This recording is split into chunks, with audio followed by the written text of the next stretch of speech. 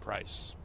American taxpayers paying billions of dollars a day as the war rages and the bombs fall.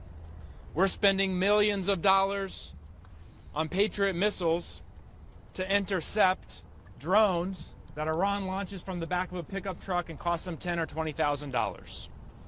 While at the same time, in our home state of Virginia, 33,000 Virginians have lost their health insurance because a Republican Congress says we couldn't afford to extend a middle-class tax credit to help Americans afford their health care. So congressional Republicans have a choice. They can continue to stand with Donald Trump and his illegal, dangerous, reckless war in the Middle East, or they can put America and Americans first and join us in passing a war powers resolution to rein in this out-of-control president. And $25 billion. That is what the U.S. has spent in 40 days of war in Iran, according to Senate Democrats who have been tracking the cost.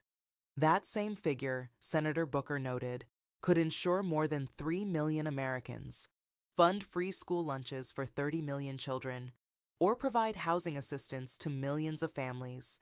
Instead, it is being spent on a war Congress never authorized, for objectives that keep shifting. In June, Trump said they had obliterated Iran's nuclear materials. By April, the administration was acknowledging that may not be true, and that another military operation might be needed to finish the job. The Strait of Hormuz, which Trump told the nation the U.S. doesn't even need, is now the central bargaining chip in ceasefire negotiations. Iran controls it. Before this war began, no one paid a toll to pass through it. Now, Representative Ivey says, the administration is discussing a joint venture with Iran to charge shipping fees. That is the strategic situation after 40 days and $25 billion. Congress has been in session for 33 of those days. Speaker being away and being on vacation instead of being here and getting the people's work done. And we know that things are out of control over there, as we've seen. We've had problems with the Strait of Hormuz. We're falling behind on where we should be. In fact, Iran's in a better place with respect to the Strait than they were before this war started. So, and also the nuclear materials, no gains on that. The president said in June that they'd blown them all up, that they'd obliterated it, I think was the term that he used. Now they're kind of saying that they may have some more there and we need to go get it. And we've heard from other sources that there's 1,000 pounds of uranium that's still around in Iran. So it's on the wrong track. He's been terrible with the wheel. The threats of total annihilation were, beyond the pale. It's time for Congress to step in and take control of the wheel. And with that, I turn it over to... Let's stay with that uranium claim for a moment. In June 2025, Trump told the American public that Iran's nuclear materials had been obliterated. That word, obliterated, was designed to close the book. Mission accomplished. The threat is gone. Now, 4 months later, there are reports of 1,000 pounds of uranium still unaccounted for inside Iran. If that is accurate, the central military objective of this war has not been achieved, and the administration is planning additional operations to finish what it claimed was already done. This is the information gap that Congresswoman Jacobs referenced directly. She sits on both the House Armed Services Committee and the House Foreign Affairs Committee, 2 of the 3 committees of jurisdiction over this conflict. Her committee has received 0 briefings on what has been agreed to, what the ceasefire actually contains, or what the strategy is going forward. The American public is funding a war whose objectives its own elected representatives cannot verify. The ceasefire broker... This weekend, we're on the topic of the ceasefire. This weekend, the president has deputized Vice President J.D. Vance and a couple of other advisors to head to Pakistan to participate in these negotiations. Do you all have confidence in that group of people that are headed to lead the United States in negotiations? No. Look, I'm glad that he's at least sending someone actually from the administration instead of 2 people that have heretofore been freelancing on his behalf, his son-in-law and a real estate executive that has no diplomatic experience. So at least he's sending someone from the administration, and I'm hopeful that Vice President Vance will be relying on the expertise in the State Department and other parts of the U.S. government to actually be able to get a real serious negotiation going. I'll say this. I mean, the 10 points that the Iranians gave us, that the president said were workable, we can work with this. I was shocked when I actually saw what those 10 points were, because I don't think any of them are acceptable. So he's dug a hole for himself and for the United States. He's trying to find any way out that he possibly can, but we got to make sure that whatever he does, we need to take the wheel back from him and make sure that the interests of the United States are held up and not just him covering his behind. Through Pakistan came after Trump posted, "A whole civilization will die tonight on Tuesday morning." By 8 p.m., his own deadline, he backed down. There was no strike on power plants, no bridge day. The deadline passed. What came next was a 2-week ceasefire that Democrats are calling insufficient, with J.D. Vance and advisors heading to Pakistan to continue negotiations.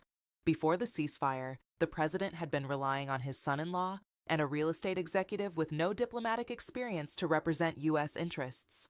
Iran's 10-point proposal, which Trump publicly said the U.S. could work with, reportedly includes the Strait of Hormuz toll joint venture. 60 days ago, international shipping passed through freely. Now it is a revenue-generating asset for Iran in negotiations with the country currently bombing them. That is not a victory lap. That is a hole. The question now is, who gets handed the shovel when the ceasefire expires? Every administration since Reagan. Thank you, Don. Look, for decades there's been agreement across administrations that while Iran is a threat, it is a threat that must be dealt with through diplomacy, not war. This administration has ignored that consensus and engaged in a war of choice that is a disaster. And then, earlier this week, the president threatened literal war crimes. So Americans of conscience across the political spectrum were immediately concerned and questioned his judgment, his morality, and his competence. Our offices, all of our offices, have received hundreds of calls from concerned constituents demanding that Congress reconvene and address this threat through a war powers resolution and further action to rein in an out-of-control president. We have attempted to do that today. We urge our Republican colleagues to grow a spine, have the courage to do the right thing.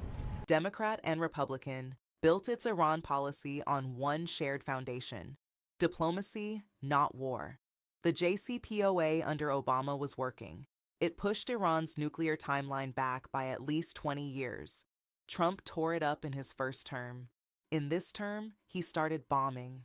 Now Iran is, by Reppers Ivey's assessment, more determined than ever to build a nuclear weapon, because they have concluded it is the only thing that keeps them safe from a U.S. president who threatens total annihilation on social media.